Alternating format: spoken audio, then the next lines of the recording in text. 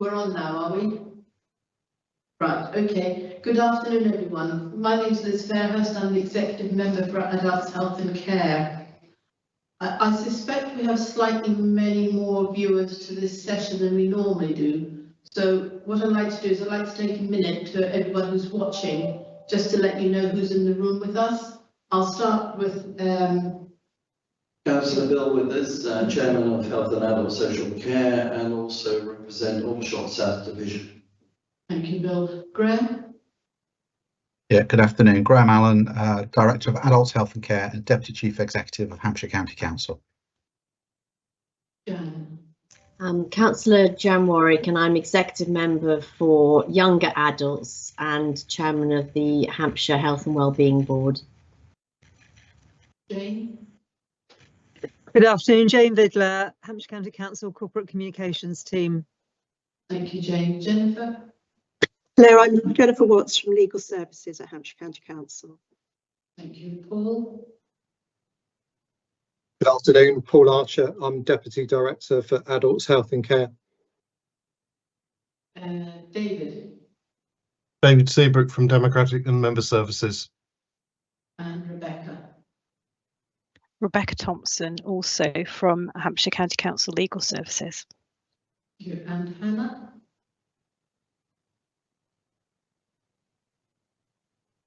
Just think we've lost Hannah for a moment. But anyway, welcome everyone. If we could go forward to item 1 on the agenda, which is HCC Care Older Adults Portfolio Proposed Service Changes. Paul, I think it's over to you. Yeah, thank you, Councillor Fairhurst.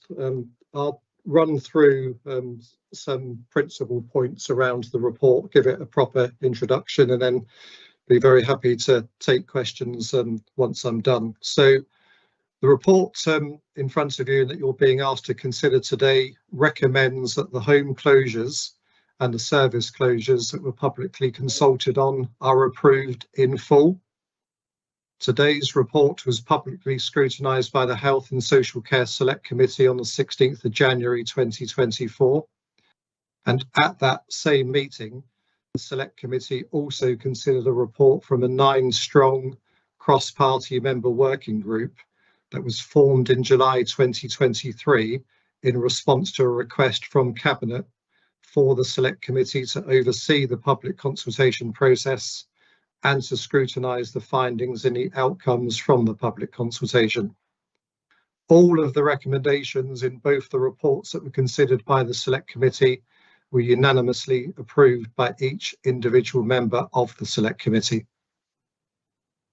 In addition to the home and service closure recommendations that are before you in today's report, the final recommendation reflects a specific request from HASC that if you approve the home and service closures, that HCC Care do not admit any new residents to Bishop's Waltham House, to Green Meadows, to Solent Mead, Emsworth House, Oakridge House and Ticehurst from today. The home closure and the service closure proposals are inextricably linked to 3 main topics: the new service strategy for HCC Care and its change of focus towards older adults with more complex needs into the future, the review of the existing HCC Care older adult service portfolio, and the associated proposed investment programme and the supporting business case. These topics are all covered off in the report in front of you in the context section, paragraphs 14 to 25. So I want to talk, if I can, just about each of those 3 points in turn, and then I'll return to the consultation outcomes and to the mitigations and the answers to the concerns and issues that resulted from the public consultation.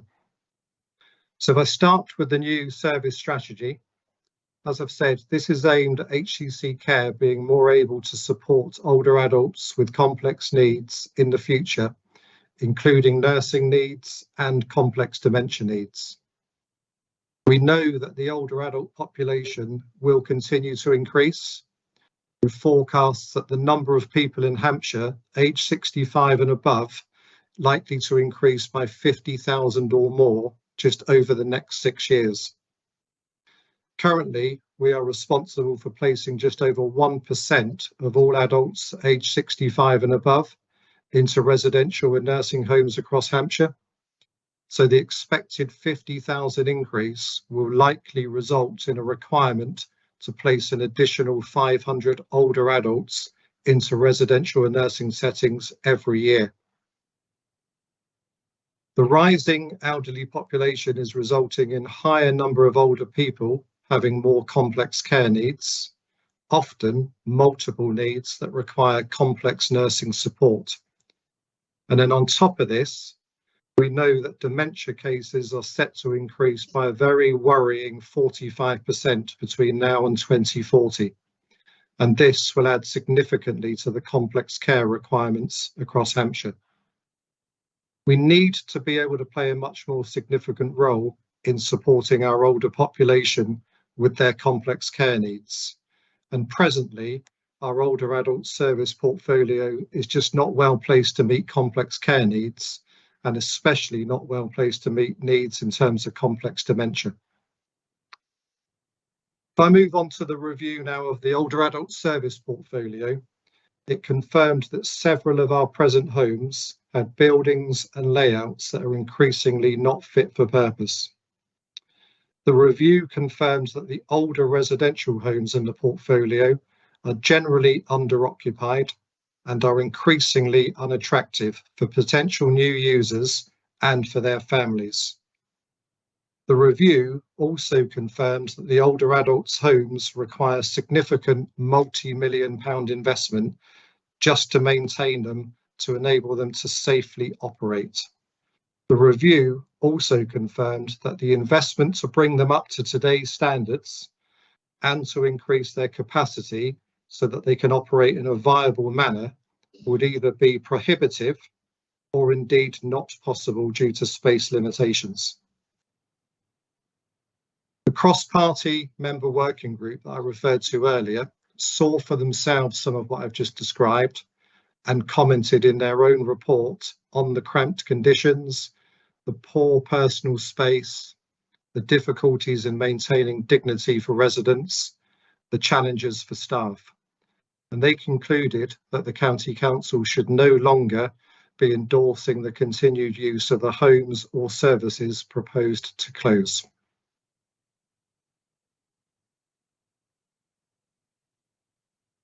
If I move now to the proposed investment programme, this proposes significant capital investment. £173 million was the estimate based on the fourth quarter 2022, so significant in any means. The investment programme that's proposed would deliver 3 brand new homes, one at Oak Park in Havant, one at Cornerways in Winchester, and a site still to be confirmed in the New Forest.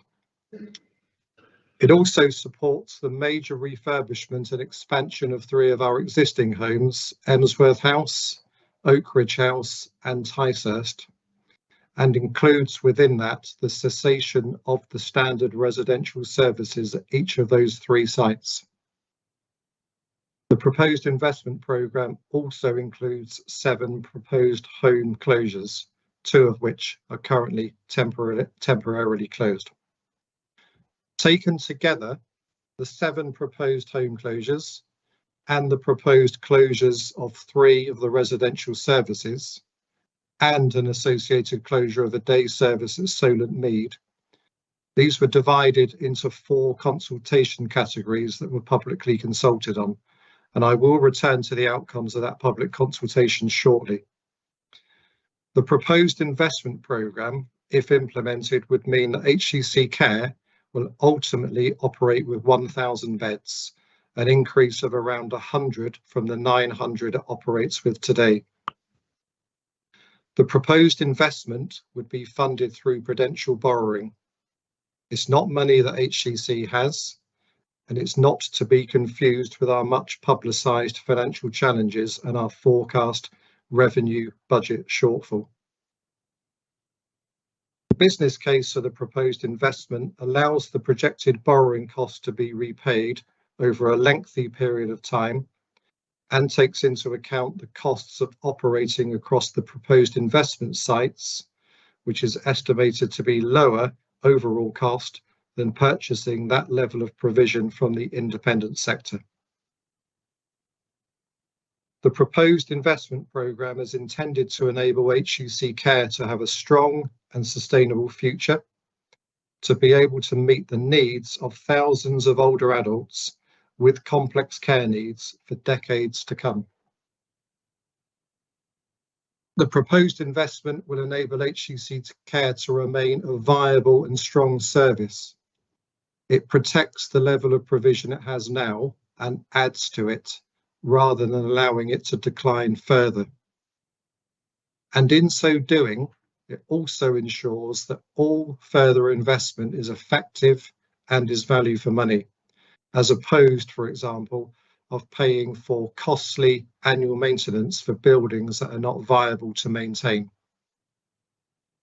The proposed investment will allow HUC Care to be better positioned to meet future complex care needs, and it will mean that HUC Care is able to operate from fit for the future facilities that would be attractive for residents and their families, but importantly also attractive for staff.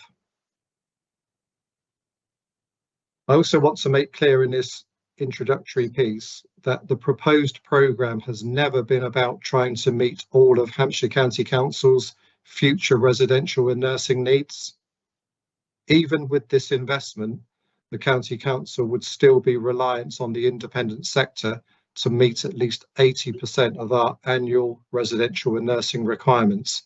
And this is very much in line with the position that we're operating in today.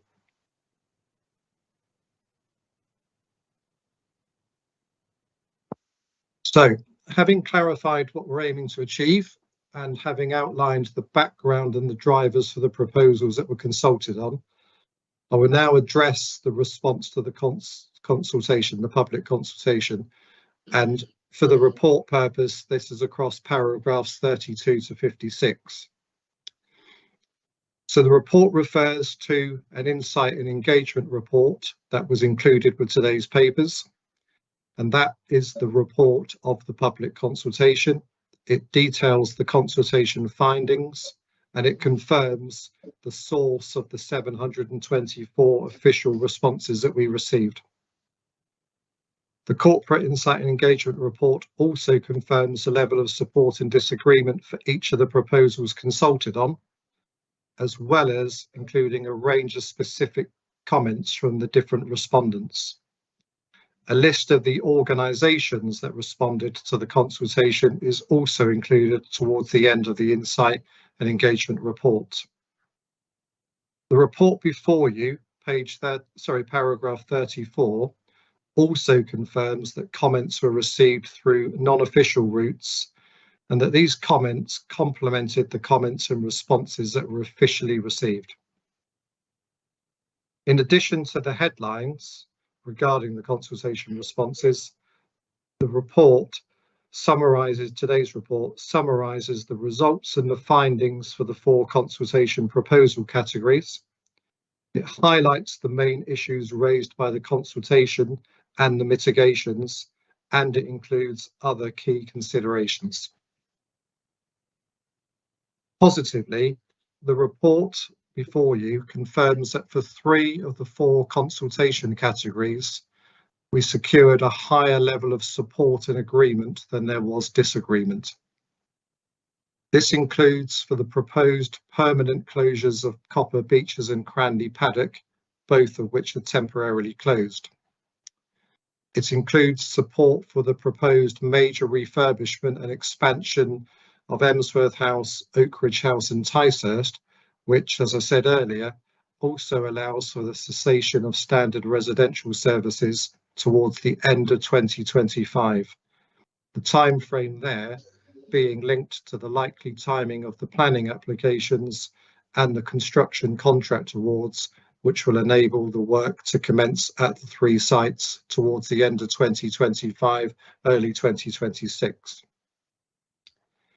The other category where there was support was for the proposed closures and not before 2027, of Malmesbury Lawn and for Westholme.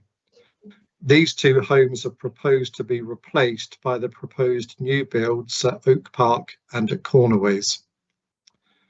Malmesbury Lawn is HCC Care's leading dementia care home. It stands out amongst the residential settings that we operate.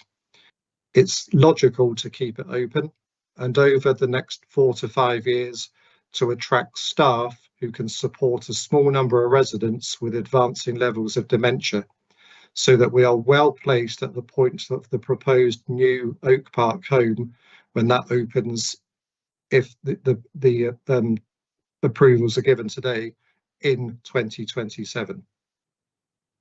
In the case of Westholme, this is a residential and nursing home located in Winchester, where the majority of the home is set up for nursing.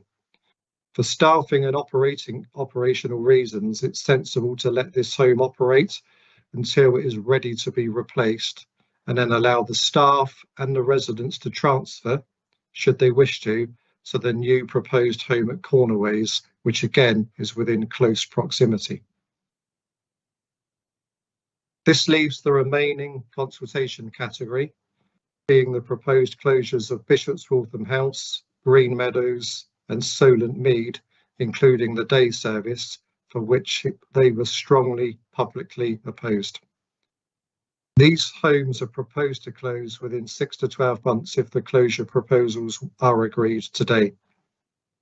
The high level of public disagreement to the closure proposals for those homes also extended to individual petitions that were received in respect of each of the 3 homes. Not surprisingly, the main concern that was expressed by residents and their families was linked to uncertainty.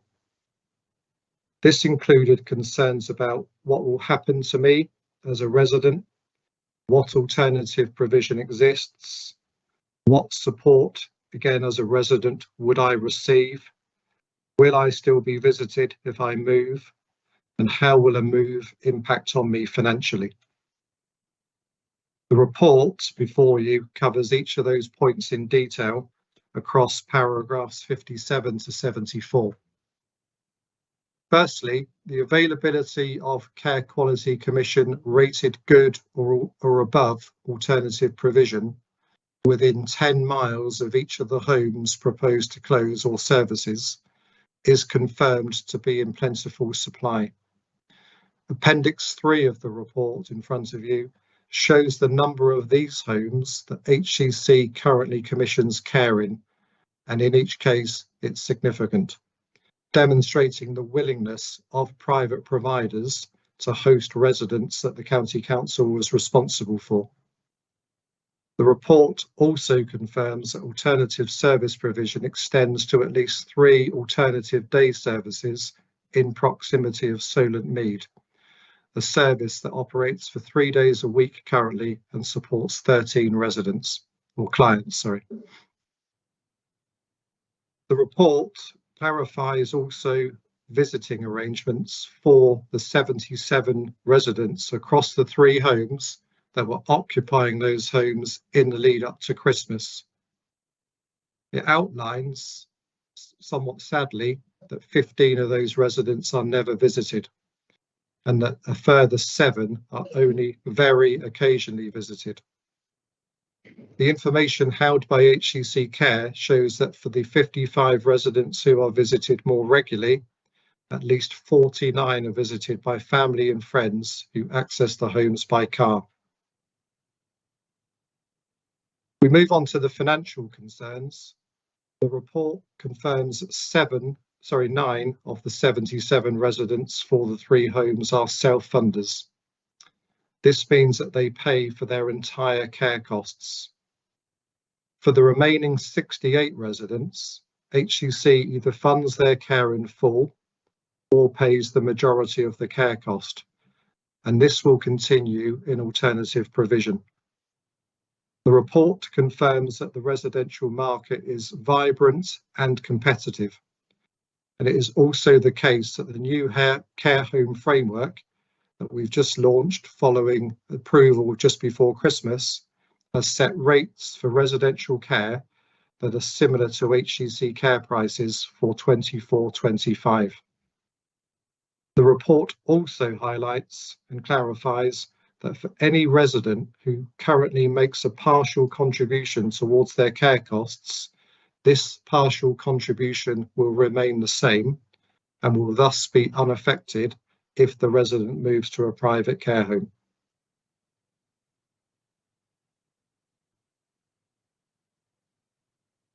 What the report also highlights is just what a dynamic environment the residential and nursing care arena is for older adults.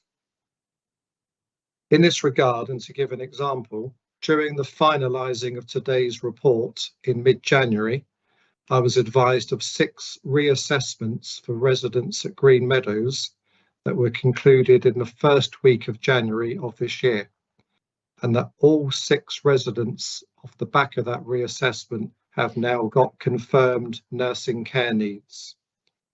All 6 of those residents are being supported to now find appropriate care home accommodation in new nursing settings. 2 of them have been moved already.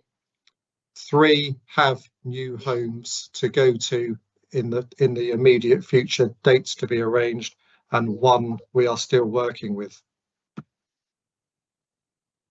The strength of the investment proposals that are all part of this is that we will have homes in the future that can not only meet initial complex needs, but they will be able to cater for those needs increasing over time, thus allowing the residents who come to us with complex needs and deteriorate further to remain supported in the same home throughout their care journey.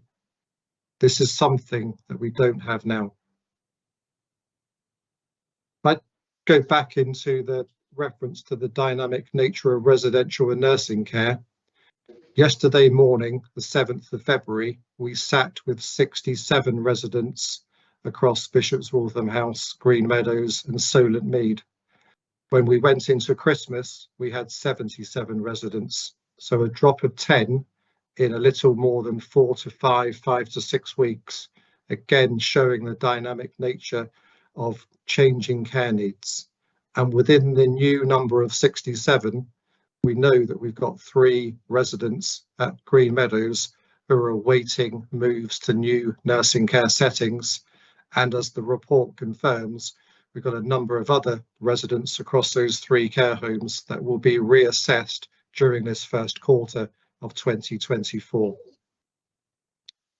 The reducing resident numbers ably demonstrate that needs are consistently changing in the older adults environment. And it also, again, helps to demonstrate that day in, day out, week in, week out, HCC Care and our care management teams are expertly and sensitively dealing with the changing needs on a regular basis. Our HCC Care and our care management staff are highly experienced and highly skilled in providing the very best person-centred care. And support for residents and their families will absolutely be of the highest order if the proposed changes in front of you today are approved and moves to alternative provision need to be facilitated. To this end, the report also reminds us of the excellent work and the experiences gained from previous home closures or in response to emergency evacuation needs. This includes the temporary closure of Copper Beeches and Cranley Paddock in 2021, where 39 residents were transitioned to move to alternative care settings in a very person-centred manner. And more recently, in the summer of last year, the 20 residents who had to be moved with no notice following a sprinkler flooding incident at Westholme that happened at midnight on a weekend. Some of those 20 residents and some of the families connected to the 20 residents then asked if their resident could stay in the new home that they had been temporarily located to, not only demonstrating that we've got high quality across the board, but demonstrating the sensitive and careful nature in which the loved one or indeed the resident was moved. move on to another aspect of the consultation responses. This was from people who live near to the homes and all the services that were consulted on. Lots of concerns were expressed about future uses of the site should the closure proposals be approved. The report clarifies that there has been no discussions on future use, and also that the business case that supports the proposed investment programme is not reliant on capital receipts and the possible sale of the sites. Such discussions will only begin to take place should the closure proposals be approved today. I can confirm that interest in the different sites has come forward from third parties, in some cases from existing care home providers who are interested in looking to operate from the sites that we are recommending to close. Again, this level of interest has not been responded to aside from a basic acknowledgement. What is clear and needs to be stated is that re-registration by an alternative care provider to the Care Quality Commission would only be possible if the registration application was preceded by significant financial investment in the buildings that we are looking to give up.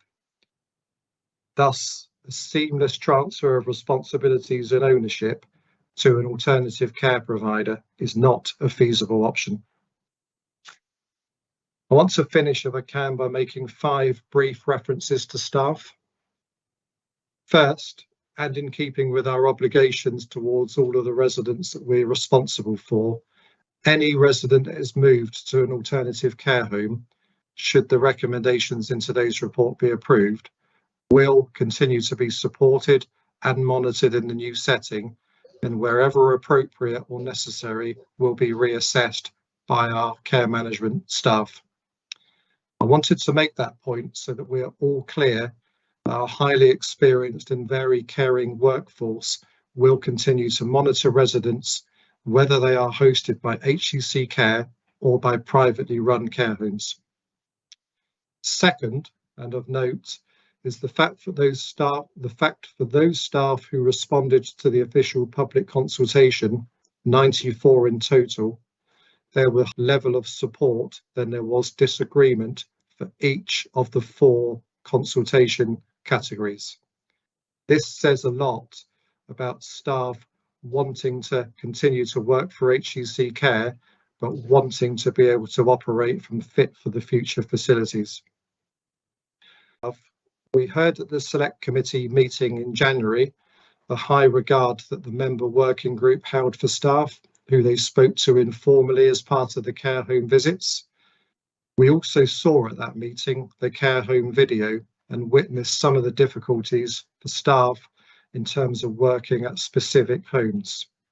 The investment proposals will allow staff to operate in new, modern, fit for the future facilities, and is highly likely to mean that it's more attractive and gives us a better chance of further recruitment activity, positive recruitment activity into the future. Fourth is the HR staff consultation process that was conducted alongside the main public consultation process. This involved over 150 staff across Bishop's Waltham House, Green Meadows and Solent Mead. The report confirms that 97% of staff at Bishop's Waltham House, Green Meadows and Solent Mead actively participated in the process. The ones that didn't fall into categories of being on maternity leave or long-term sick, or were about to leave the service and didn't need to participate. And the report confirms that close to 70% of those staff wish to remain with HCC Care into the future, and therefore to be redeployed to alternative homes if the closure proposals are approved. This is again, I think, very encouraging, speaks volumes about the dedication and the desire of staff to remain with HCC Care, and it also speaks volumes about HCC Care itself, which has a high reputation in terms of the quality of care that it delivers, but also the way that it develops and looks after its staff. Fifth and last, there were concerns raised through the public consultation about the ability of HCC Care to recruit sufficient professional staff to enable the proposed investment sites to operate in an optimal manner in the future? We understand the concerns, but we're very confident that during the period leading up to when the homes proposed to be invested in are being finalised, that we will be able to attract the required levels of staff. We've just had an immensely strong 2023 in terms of staff recruitment and retention. We've reduced our vacancy rate by more than 150 full-time positions in the current climate, which is quite amazing. We've done that through a range of measures, including nurse conversions, apprenticeships, and other initiatives. Our promotion and our advertising has improved markedly, and we've now got a dedicated recruitment team in the directorate that is positioned to help HCC Care and our other operational elements of adults health and care to continue to thrive and to continue to recruit and retain staff. The proposed new builds and the proposed refurbishments of 3 existing sites would result in the first of the new facilities being operationally ready in the first half of 2027.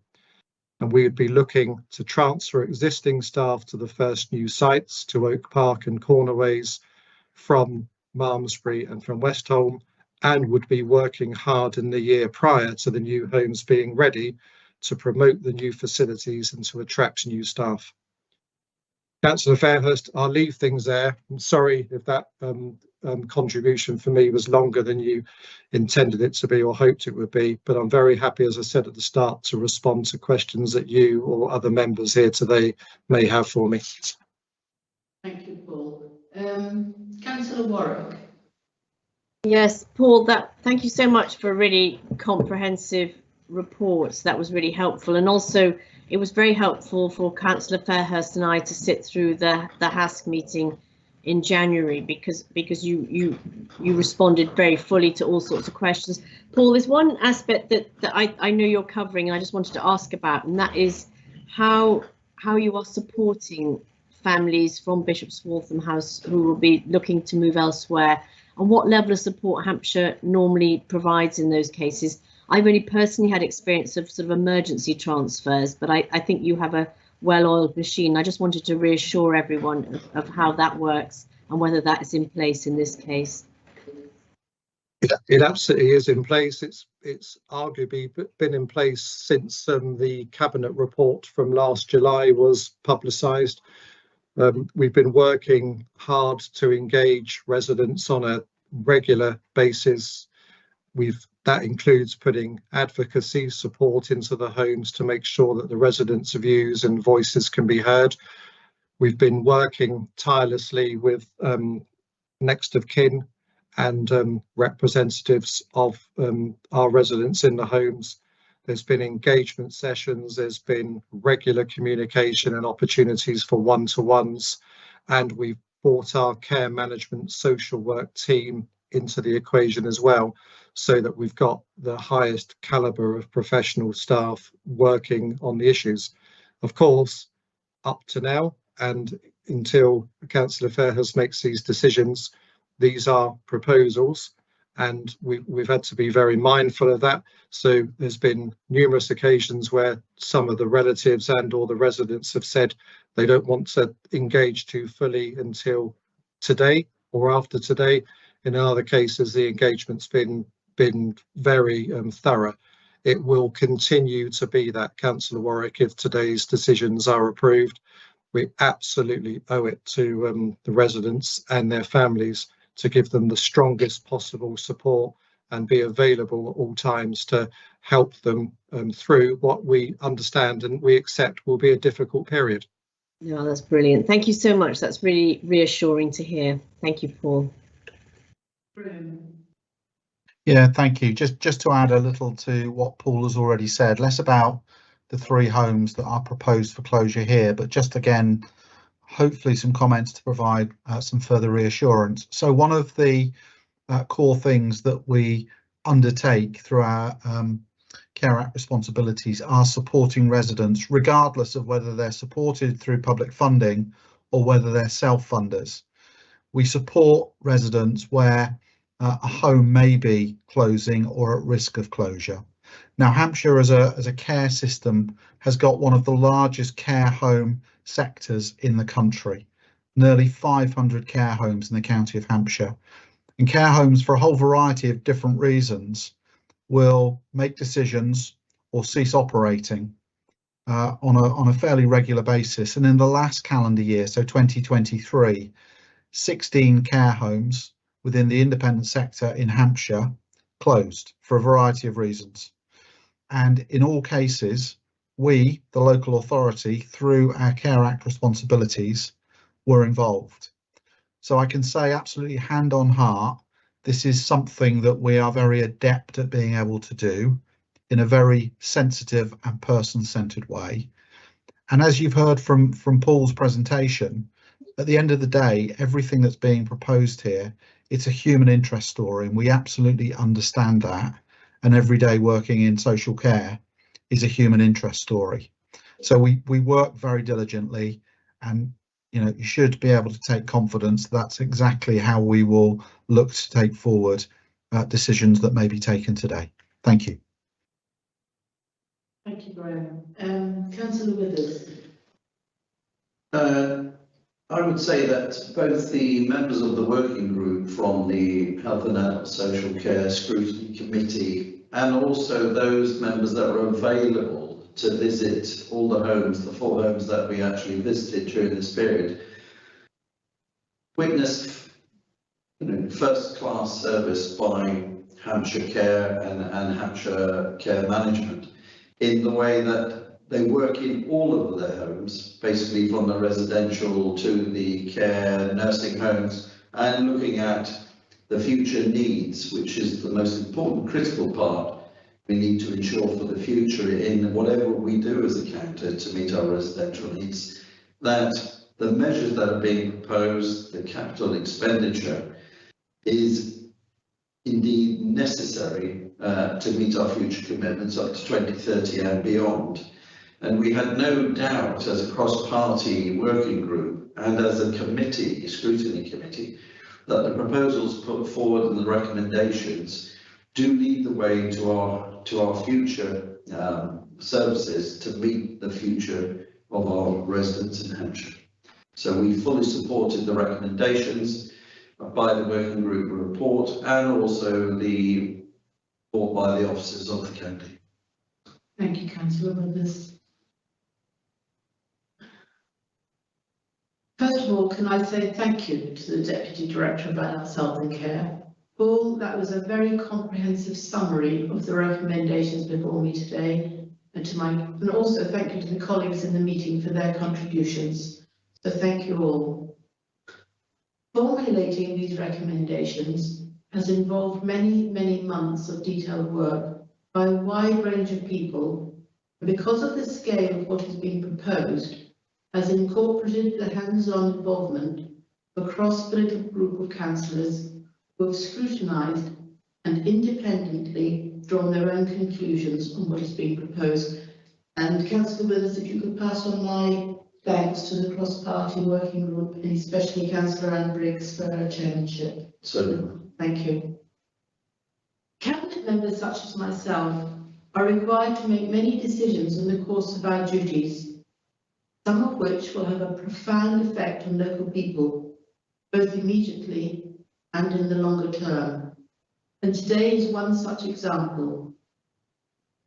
In making this decision, it is my responsibility to fully consider all of the information provided to me, which does include the rationale put forward by Adult Social Care Service and why they consider this the right thing for local people, the views of those potentially most immediately impacted, including current residents and their families, as well as those of other interested parties who took part in the consultation.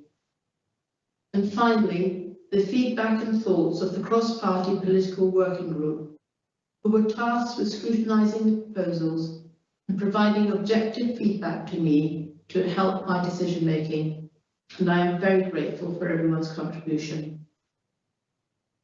Taking all the information presented into account, and following lengthy consideration, reflection, and many conversations with a wide variety of people connected to the issue, I can confirm my approval of the recommendations before me today.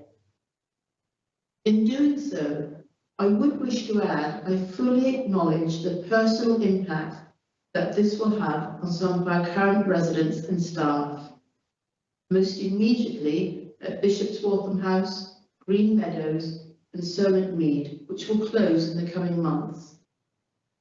Please be assured that our adult social care service has considerable expertise and experience in working closely with families to support care moves in a considerate, careful and empathetic way. Indeed, as Graham alluded to, they support many hundreds of moves each year as people's needs change and new care arrangements are required. Each person affected will have a dedicated social care professional assigned to their individual care and who will be able to help and guide residents and their families through the process. I'm going to ask the Director and Deputy Director to ensure that I am provided with updates relating to all individuals in these homes subject to closure following my decisions today.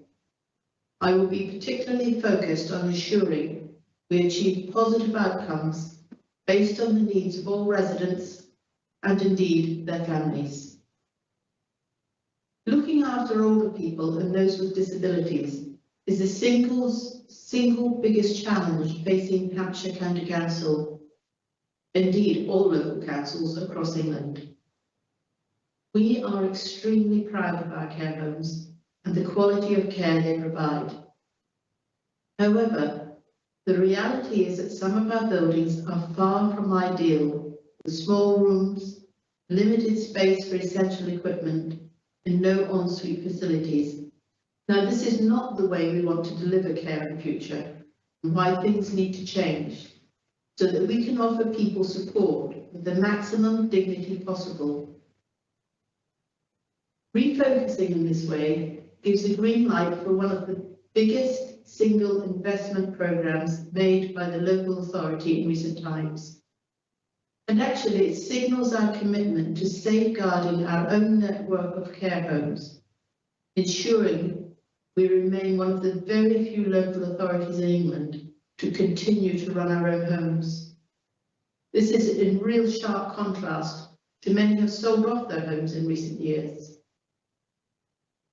Planning for the future in this way will ensure we are able to offer care with increased dignity to those with the greatest needs, and in a way that uses public money to the best effect. Right, thank you all for listening. I think we need to move on now to the next section of our today, which is an appointment to outside bodies. It's the Surrey and Borders Partnership NHFT Trust. The present occupier is Adam Jackson, and I'd like to thank Adam for all his contributions, and I'd like to welcome Councillor Chad, who has agreed to take up this role. So thank you all. Right. Okay. Thank you all for listening. It's been a bit of a marathon, I'm afraid. All well done. And thank you for your report and all the work you put into this. Okay. Do you want to, David, do you want to close the recording now? Yes, Chair. Well, I've just making sure that facilities have done the bit with the YouTube. I think that's off now. Okay. Thank you all.